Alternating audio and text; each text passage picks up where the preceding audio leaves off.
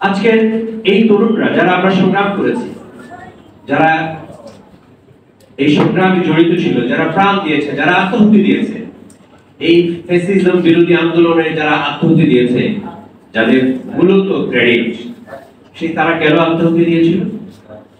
আত্মাহুতি দিয়েছিল এই নির্যাতিত নিপীড়িত যে জাতি 17 বছর সংগ্রাম করেছে, সংগ্রাম করতে করতে তাদের অনেক ভাই বোন, অনেক মা বোনের ইজ্জত সম্ভ্রম হানি হয়েছে, অনেকে আহত নিহত হয়েছে,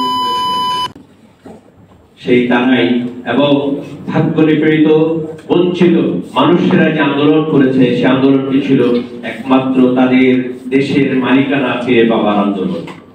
আর সে দেশের মালিকানা কিভাবে ফিরে পাবে তারা?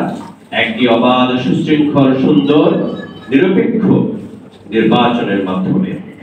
এবং তার জন্যই তারা লড়াই করেছিল, সংগ্রাম করেছিল, এবং সংগ্রাম করে পাখির মতো সংগ্রাম করার ফলে পাখির মতো এই আওয়ামী পেটুয়া বাহিনী, সন্ত্রাসী বাহিনী তাদেরকে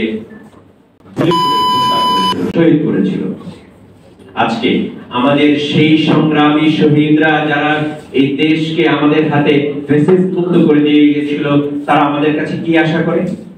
আমাদেরকে ভাবতে হবে, সচেতন মানুষ হিসেবে আমাদেরকে ভাবতে হবে আমাদের ভবিষ্যৎ জনগোষ্ঠীর কাছে, আমাদের ভবিষ্যৎ যে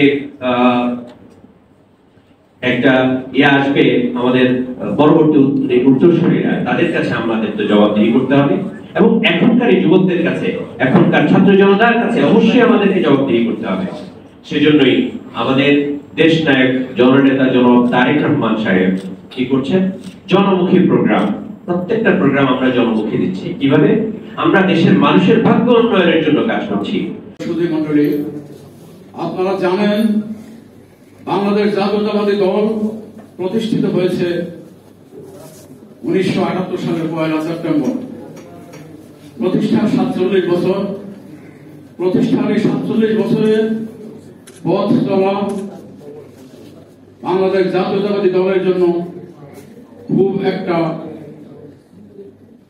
ভালো এবং মসৃণ ও সুন্দর ছিল না। 47 বছরের এই পথ চলা ছিল অত্যন্ত কষ্টদায়ক, পীড়াদায়ক, দুর্গম পথ চলায় এই 47 বছরটি অতিক্রম করতে হয়েছে জেল, জুলুম, হামলা, নির্যাতন করার মধ্য দিয়ে। প্রিয় ভাইরা আমার, আপনারা জানেন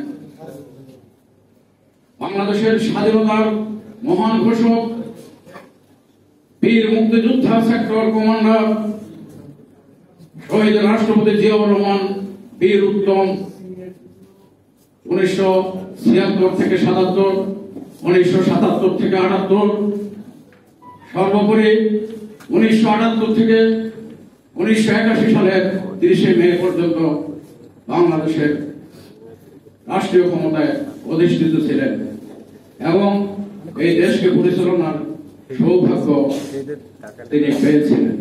এই ব্যর্থ চেষ্টাকে বাংলার মানুষ কখনো মেনে নিতে পারে না, কারণ এই দেশের রাজনীতিতে, এই দেশের সরকার ব্যবস্থা, এই দেশ পরিচালনা করার জন্য পিআর পদ্ধতি উপযোগী নয়। যদিও বিশ্বের কিছু কিছু দেশে পিআর পদ্ধতি আছে, বাট বাংলাদেশের প্রেক্ষাপটে এটা সম্ভব নয়।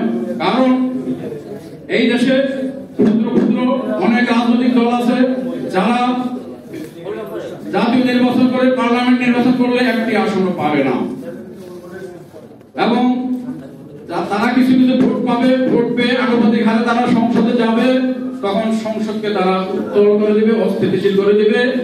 বিদেশি ষড়যন্ত্রকারীরা এবং দেশি ষড়যন্ত্রকারীরা মিলে বাংলাদেশের সরকার ব্যবস্থাকে অস্থিতিশীল করে দিবে, রাজনৈতিক ব্যবস্থাকে অস্থিতিশীল করে দিবে। আমরা লড়াই করেছি, সংগ্রাম করেছি দেশের মানুষের স্বাধীনতা এবং সার্বভৌমত্বের অধিকার রক্ষার জন্য। বাংলাদেশ হচ্ছে এমন একটি রাষ্ট্র, যেই রাষ্ট্রটি আমাদের তিন দিকে ভারত আমাদেরকে বেষ্টিত করে রাখছে, আর একদিকে আমাদের সামনে বঙ্গোপসাগর। আপনি দেখবেন প্রতিনিয়ত যারা সাগরের পাশে বসবাস করে তারা অত্যন্ত সাহসী এবং দক্ষ যোদ্ধা হয়। আমাদের বাংলাদেশের প্রতিটি নাগরিক দক্ষ যোদ্ধা হিসাবে ইতিমধ্যে আবির্ভূত হয়েছে। কারণ স্বাধীনতা সংগ্রামের পরে এই দেশ স্বাধীন হওয়ার পরে হাল ধরেছিল শেখ মুজিবুর রহমান। ৭১ থেকে ৭৫ পর্যন্ত এদেশে যারা প্রবীণ রাজনীতিবিদ আছেন বা প্রবীণ যারা আছেন, আপনারা যারা ইতিহাস পড়েছেন, শেখ মুজিবের শাসন আমলটা আপনারা অবশ্যই পড়েছেন এবং কি কুৎসিত এবং বিচ্ছিন্ন একটা রাষ্ট্র শাসন কায়েম করেছিল বাংলাদেশের জনগণের সাথে প্রতারণামূলক। তিনি চেয়েছিলেন বাংলাদেশে একমাত্র দল থাকবে আওয়ামী লীগ এবং একমাত্র রাজা থাকবে শেখ মুজিব, কিন্তু সেই স্বপ্ন বিফল হয়ে গেল 15ই আগস্টে। তারপর আসলে মেজর জিয়াউর রহমান। মেজর জিয়াউর রহমানকে আপনারা সকলেই জানেন, ওই গারুগাঁ বেতার কেন্দ্র থেকে স্বাধীনতার ঘোষণা দিয়েছিলেন যে জিয়াউর রহমান। উনি যদি স্বাধীনতার ঘোষণা না দিতেন তাহলে হয়তো বাংলাদেশ আজকে আমরা পাইতাম কি, থাকতো কি থাকতো না, সেটা অবশ্যই চিন্তার বিষয় ছিল। 15ই আগস্টের পর এদেশের আপামর জন্য সাধারণ শহীদ রাষ্ট্রপতি জিয়াউর রহমানকে আবার ব্যারাক থেকে নিয়ে আসছেন, রাষ্ট্রপতির ক্ষমতায় অধীন করেন। শহীদ রাষ্ট্রপতি জিয়াউর রহমান এদেশের শাসনকালে আপনারা জানেন ৩.৫ বছরের শাসনকালে তিনি আমাদের এই দেশকে তলাবিহীন জরিপ থেকে উন্নত রাষ্ট্র হিসেবে, আত্মমর্যাদাশীল রাষ্ট্র হিসেবে সারা বিশ্বে সমাদৃত হয়েছিল এবং পরিচিতি করিয়েছিলেন। এখন আওয়ামী লীগকে তারা পুনর্বাসন করতে চাচ্ছে, এটা ইনকিলাবে আসছে। স্পষ্ট হয়ে গেছে যে জামাত এই ভারতের রয়ের এজেন্ডা বাস্তবায়ন করতে চাচ্ছে।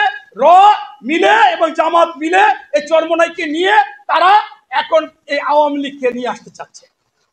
গতকালকে দেখেছেন সামাজিক মাধ্যমে সর্বত্র একটা ভাইরাল হয়েছে, সোহেল নামে একজন লোক জেলে গেছে, তিনি আহাদ এবং সুমনের জুলাইতে, তাকে এই জামাতের প্যাডে প্রত্যয়ন পত্র দিয়েছে যে এই সোনার ছেলে হইলে আমাদের সন্তান লেখছে, একে ভুল বলা হয়েছে, এ সেই না।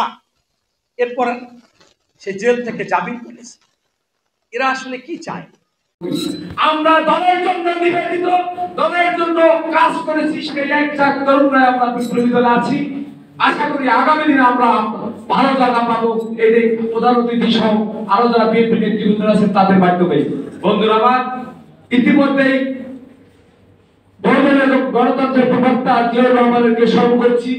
আমাদের মাতৃতুল্য মা, যিনি অত্যন্ত কষ্ট করেছেন বাংলাদেশের জন্য, আমাদের দেশ নেত্রী বেগম খালেদা জিয়াকে দূর থেকে যারা নেতৃত্ব দিয়েছেন এই দেশে মানুষের জন্য, তারুণ্যের অহংকার দেশটার তারেক রহমানকে ষড়যন্ত্র। কালকে জামাত সরকার পিয়ার ইলেকশন দেখলাম, আমি একজন দেখলাম টুপি মাথায় দিয়ে, আমার খুব পরিচিত, আমার অফিসের সামনে ডেন্ডি খায়, ডেন্ডি, ওর মাথায় হঠাৎ করে দেখি টুপি।